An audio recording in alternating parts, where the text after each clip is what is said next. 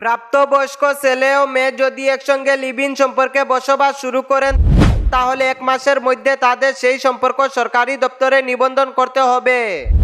আসাম বিধানসভায় পেশ করা ইউসিসি ইউনিফর্ম সিভিল কোড বিলে লিভ ইন রিলেশনশিপ নিয়ে একাধিক নতুন নিয়ম প্রস্তাব করা হয়েছে।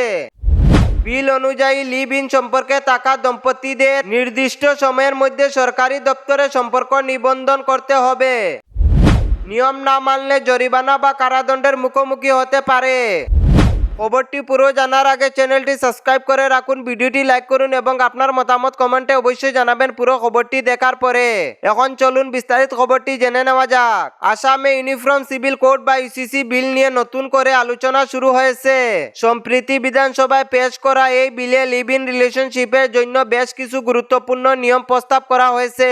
বিল অনুযায়ী কোনো প্রাপ্তবয়স্ক ছেলে ও মেয়ে যদি একসঙ্গে লিভ ইন সম্পর্কে বসবাস শুরু করে তাহলে 1 মাসের মধ্যে তাদের সেই সম্পর্ক সরকারি দপ্তরে নিবন্ধন করতে হবে। নির্ধারিত সময়ের মধ্যে নিবন্ধন না করলে জরিমানা বা কারাদণ্ডের বিধান রাখা হয়েছে। প্রস্তাবিত নিয়মে বলা হয়েছে নিবন্ধনের জন্য জমা দেওয়া তথ্য সংশ্লিষ্ট কর্তৃপক্ষ যাচাই করবে। প্রয়োজনে স্থানীয় প্রশাসন বা থানার মাধ্যমে তথ্য পরীক্ষা করা হতে পারে। এছাড়াও বিবাহিত কোনো ব্যক্তি অন্য কারো সঙ্গে লিভ ইন সম্পর্কে থাকতে পারবেন না বলেও বিলে উল্লেখ করা হয়েছে। একইভাবে নাবালিক ও আইনি বয়স পূর্ণ না হওয়া ব্যক্তিদের ক্ষেত্রে লিভ ইন সম্পর্ক বৈধ বলে গণ্য হবে না। বিলে আরো বলা হয়েছে কোনো ধরনের প্রতারণা, জোর জবরদস্তি বা মিথ্যা পরিচয় দিলে লিভ ইন সম্পর্কে গড়ে তোলা হলে আইন অনুযায়ী ব্যবস্থা নেওয়া হবে।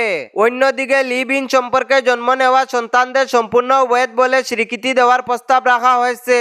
পাশাপাশি কোনো নারী সঙ্গী যদি প্রতারণার শিকার হন বা পরিত্যক্ত হন তাহলে তিনি আদালতের মাধ্যমে বর পোষণের দাবি করতে পারবেন। আরো একটি গুরুত্বপূর্ণ বিষয় হলো যদি কোনো দম্পতি লিভ ইন সম্পর্কে শেষ করতে চান তাহলে সেই তথ্য নির্দিষ্ট কর্তৃপক্ষকে লিখিতভাবে জানাতে হবে।